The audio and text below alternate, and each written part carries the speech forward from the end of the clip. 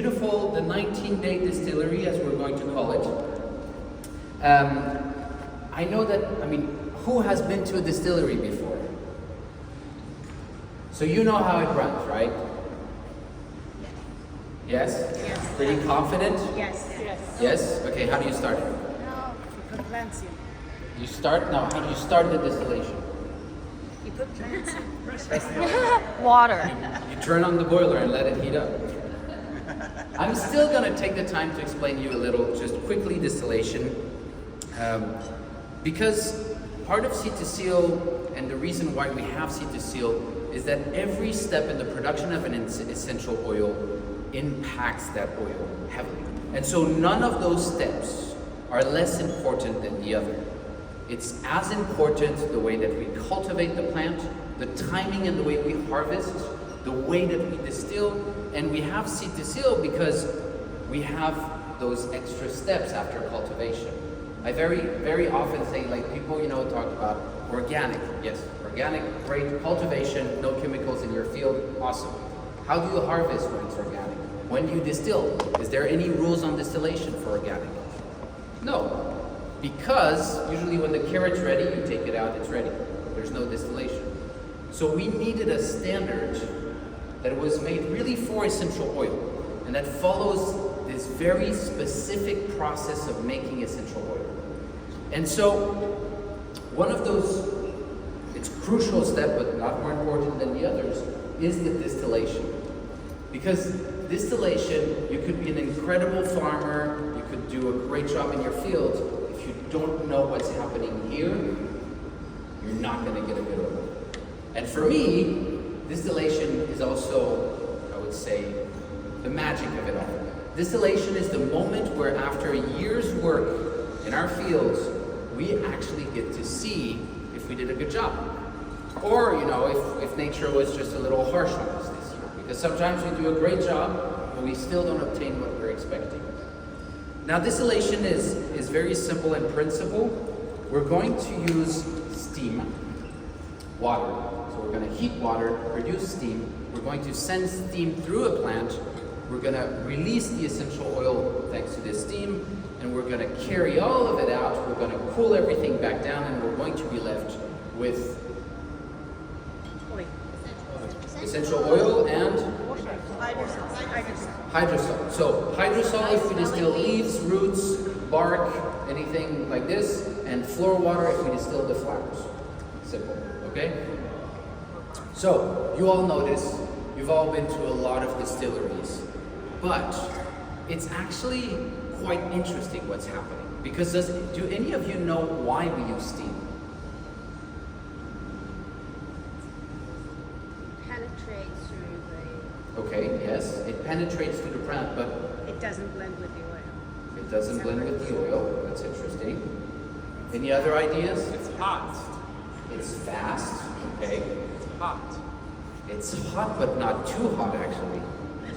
Now, why do we use steam? Is actually...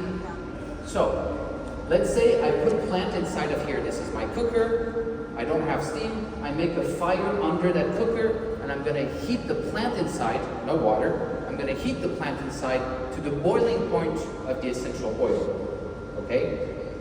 If I do that, I'm going to be able to do a flash distillation without any water of the essential oil. But I'm going to be at a very high temperature. And I'm going to explain this. I usually do cooking classes because I'm French, and I feel like if I at least miss something, I get to teach you some cooking. Have any of you ever fried anything? Yeah? Are you all good at it? This is a trap question because I know you're all going to get it wrong.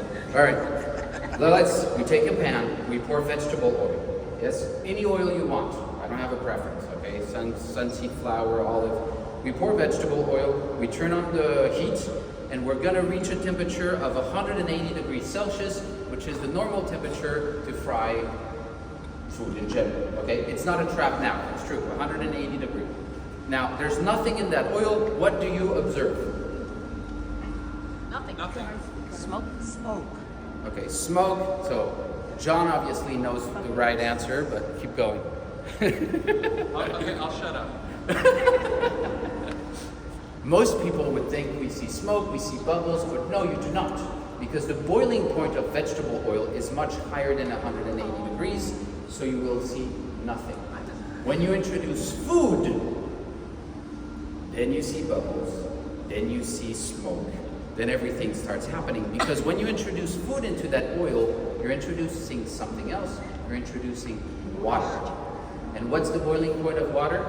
100. 100. So at 180 degrees, the water goes poof, and it's going to make those bubbles. But there's something different that's happening. When the water is introduced into the oil, the water vaporizes. So it goes from a liquid to a steam because it passed its boiling point. But as it does this, there's a rule that says any other liquid it is in contact with will vaporize no matter the boiling point of that liquid. So it means, the oil, vegetable oil, normally before 300 degrees Celsius, you're never going to have this volatile vegetable oil go away.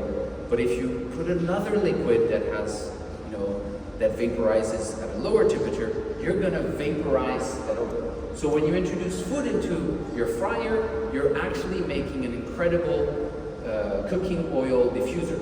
This is why you have that beautiful fried smell. I'm kidding, but you're actually capable of carrying out a very, very heavy vegetable oil. Is heavy in the search it says because it has that boiling point. So you're able to carry all of that out, and you're able to vaporize it far below its boiling point. Now we'll stop with the cooking and we'll go back to the essential oil.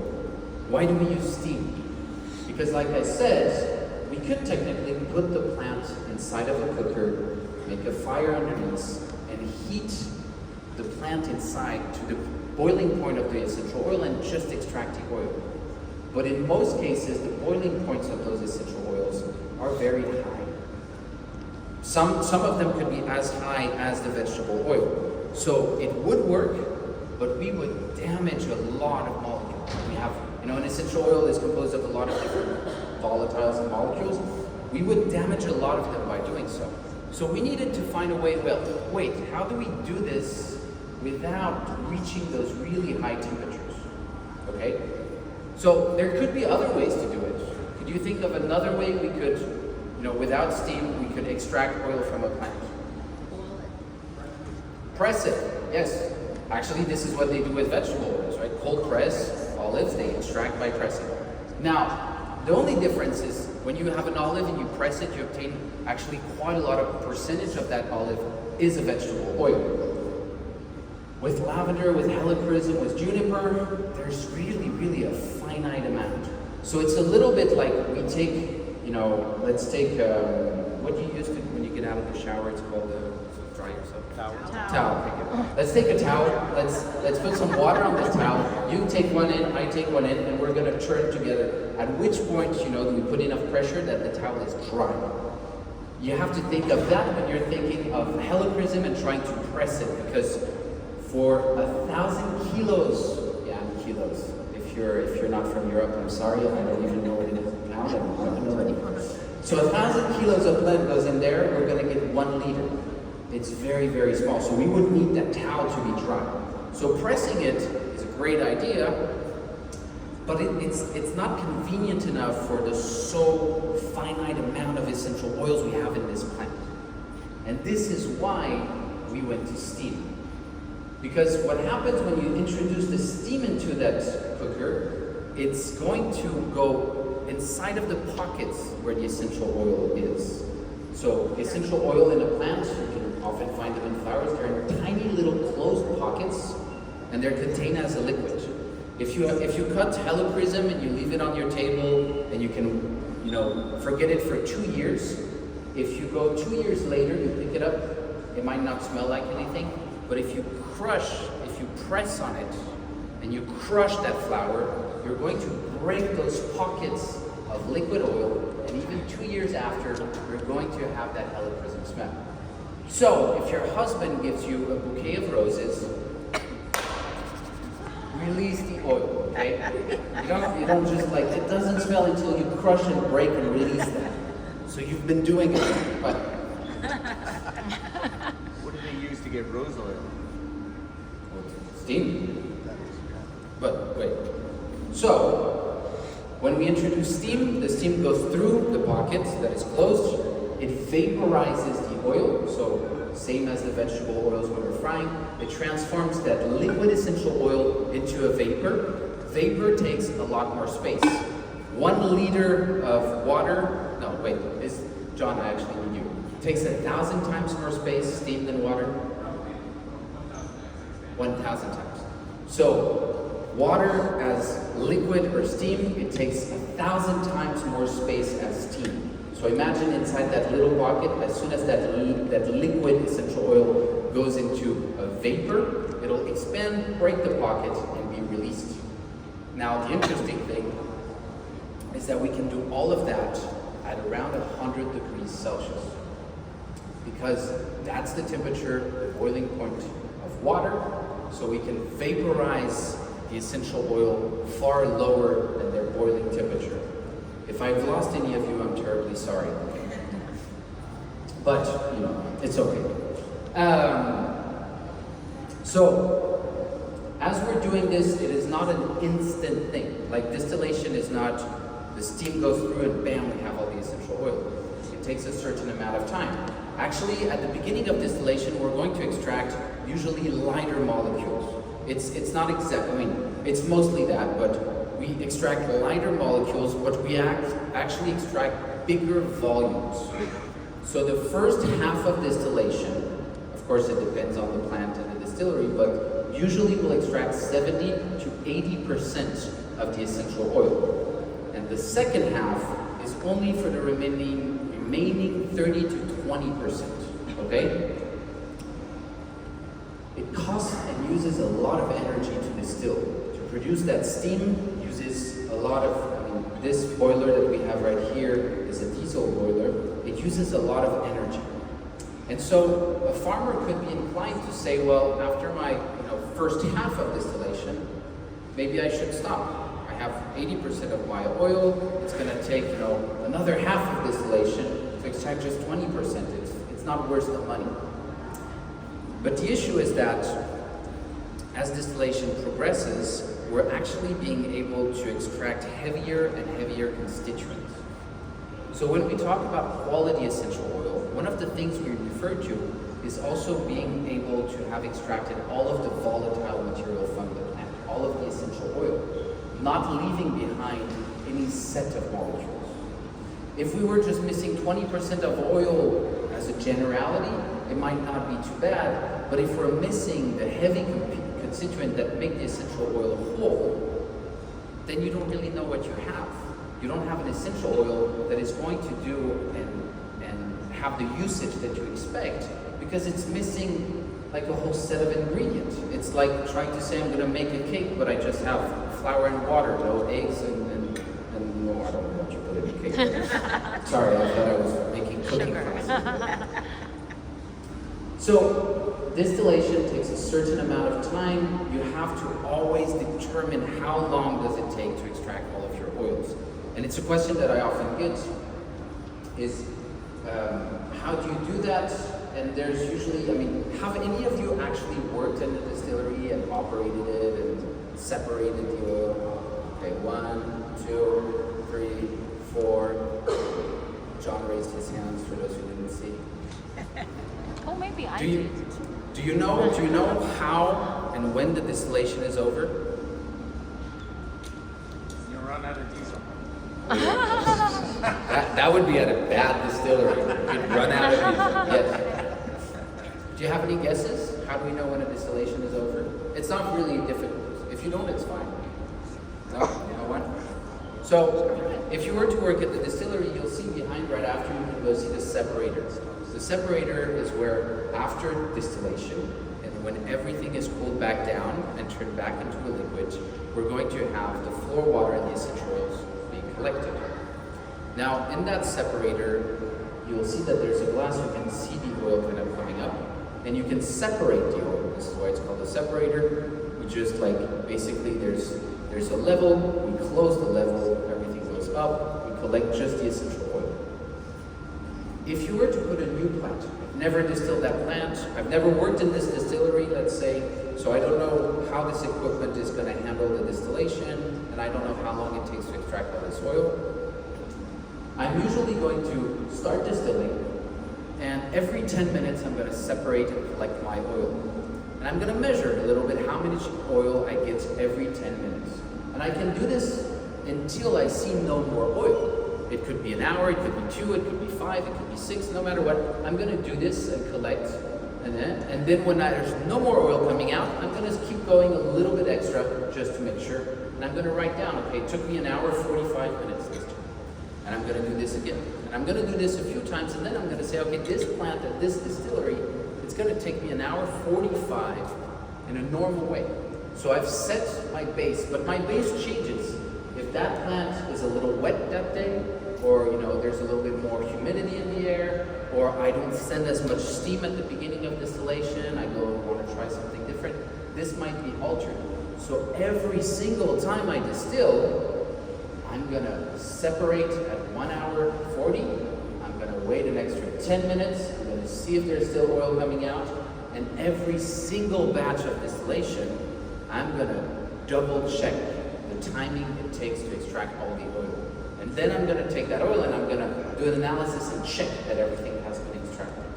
But every single time, I have a way of making sure everything has been taken out of the plant. And I'm telling you this because, like I said, if it weren't for seed to seal, which has a rule that says you have to extract all of the volatile molecules from the plant, that rule is open. It means I have to determine. But if we didn't have a standard that said something like this, they usually say there's no distillation police. You could be fair trade, organic, whichever you'd like. There's nobody auditing you that's going to come and say how long you distill for. They have no clue. Because, once again, when the carrot is ready, just pick it up and you eat it. That step is very specific to essential oil. And so we need a standard that is specific to essential oil. Do you have any questions? Yes? So we've connected the Helichrysum today. How long until it'll be ready to harvest? So you took the teeny tiny little starter and you put it into the starter. So you're a little bit late. Normally you would have done that about a month ago. And those little plants that you go inside the nursery, did you see? Yeah, we put those in the ground. Yeah, those we would plant on the ground from the beginning of this month. And then in 1 year, you'd have the first flowers and the first harvest, which would be at about 30% of flowers. The amount of, the size of, let's say, the age of the plant is about halfway to adulthood, no, a third way to adulthood. Then the year after that, you'd be at 50%. So they've passed adolescence and they're much nicer to deal with. And then you wait another third year and you'll have a fully grown mature plant that will give you your first full harvest. It was 3 years. It'll take 3 years to have a fully mature plant, correct? And then do you have to replant? It can usually survive in the fields. We say it can longer, but we say about 10 years is the limit because especially, we have one plant in that field, so we can add a cover crop and help, but we do want to kind of go into rotation. We'll want to plant something different. And so 10 years is usually the limit. Anyone else? No? When you cut the plant, do you cut like this top part or Stem and flowers. stem and flowers? So in Helichrysum, 50% of the oil is in the flowers, 50% in the stem. In lavender, yes, I have to talk about lavender. About 90% of the oil is in the flowers and 10% in the stem. But we did a study, and this is why I'm talking about lavender, because we did it in lavender. We did a study, it's not exactly the same molecules.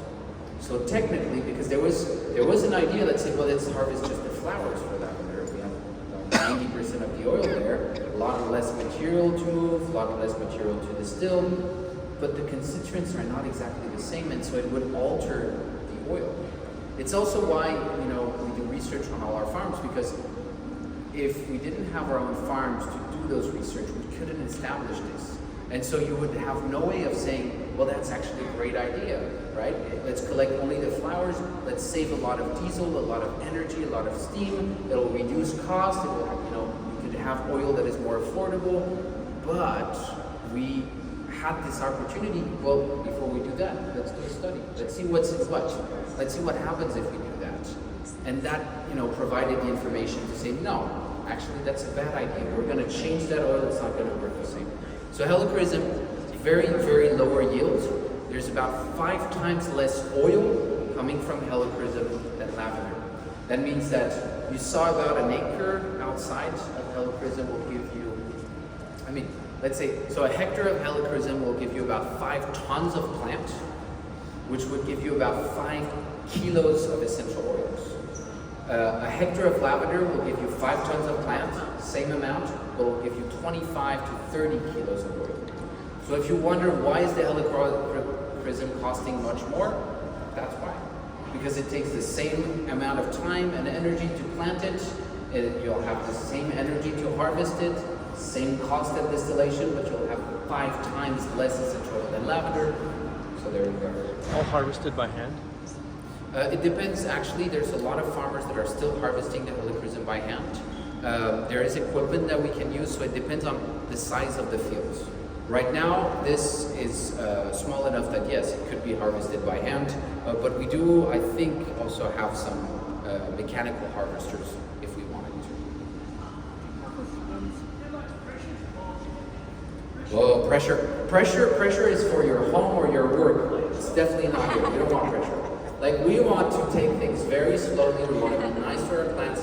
Like, we've taken care of them all those times. We don't want to put pressure on them. All right? No pressure. This is an open. This steam goes in and this steam comes out, which means it's basically just passing through. Pressure has the potential of damaging certain molecules as well. So it could expedite the process, but could damage. So why put pressure? Usually we're very close to atmospheric pressure inside of it. I just want to confirm, what you said, that so for 10 years you can harvest the same plants. Correct. And For Helichrysum, for this family of plant, yes, every plant's different. We have some plants that are annual, which means you plant, harvest, replant. Some plants are trees, so you can harvest like the branches and all that for many, many years. But yeah, for Helichrysum, for lavender, for oregano, for most of those plants, we usually keep them up to 10 years. It's kind of the max. We could go longer. I've seen some fields that have surpassed that. But then we're talking about soil health and quality, and it's better to go into rotation than trying to push. And yields also lower, and if you basically push, you could bring kind of an unbalance in the soil that could bring a disease that could really regret that. Yes. I thought people referred to Helichrysum as immortal, everlasting flowers. Yes. Does that mean it would live forever, but it's just not good to distill after 10 years? No. In France, it's the same. We call it immortel. Oh, sorry. Yeah. The question is, I've heard people refer to Helichrysum as immortal, everlasting.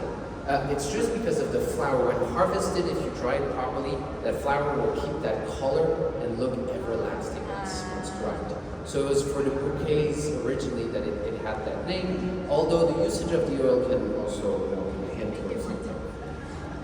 What is the meaning of Helichrysum? Oh,